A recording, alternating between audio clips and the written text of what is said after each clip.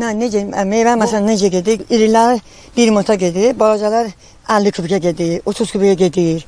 Oradan burada, Bakıda buradan gələndə qozu ilə gəlirlər, aparırlar, burada bizlər yaxşı olur da. Maşın görə vermirik, benzin pulu zaten olmur. Bizdən olur da 70 kubika, 60 kubika, 1 manatdan da olan olur. Bundan bir oydan qabaq var idi. İndi zəifliyib də. İndi zəifdir.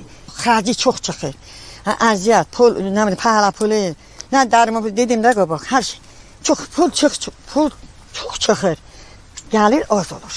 Çox qiyələmir də mən üçün. Onlar hələ ki qiymət zəifdir, əvvəl yaxşı idi, çox yaxşı idi.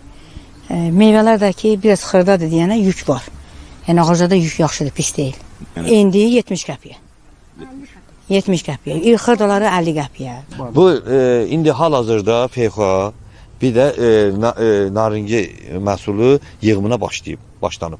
Deməli bu naringi kütləvi olaraq naringi yığımına başlanmır. Tez yetişən naringi bizdə sortu var, onlar yığılır.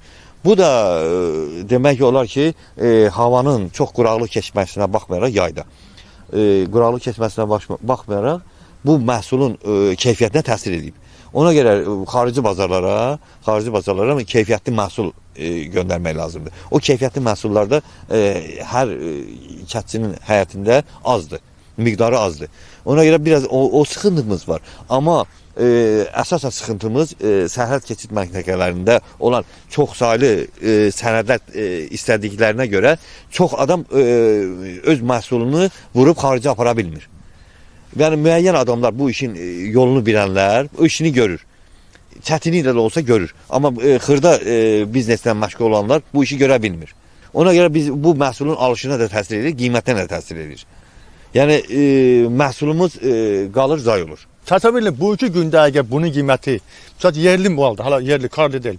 Bugünkü bunun qiyməti 91 manatsa əgər, bir ay əgər bunu 2 ay saxlasaq, bu olacaq 2-3 manat. Necə ki, keçənləri biz bunu şahid olduq.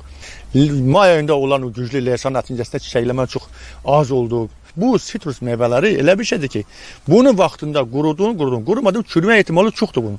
Necə ki, arıçılıqda, başqa şeylərə diqqət ayırırlar, onlar üçün yarmarka təşkil edirlər, onlar dəstək olurlar. Buna da olmaq lazımdır.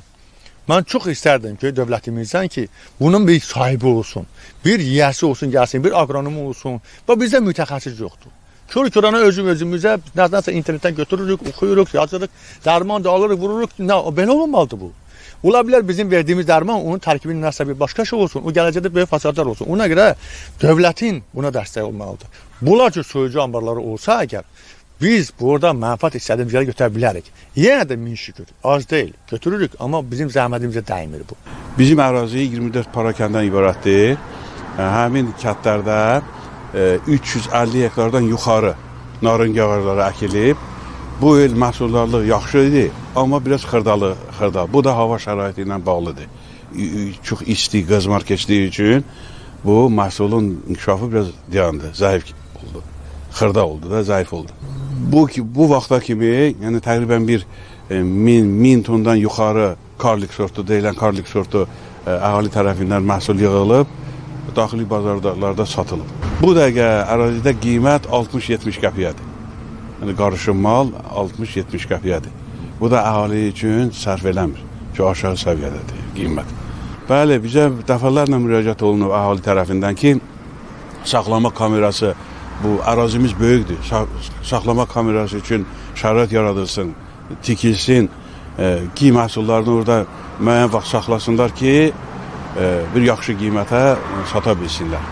Əhali tərəfindən dəfələrlə bizə müraciət olunub, biz də yuxarı təşkilatlara müraciət eləmişik.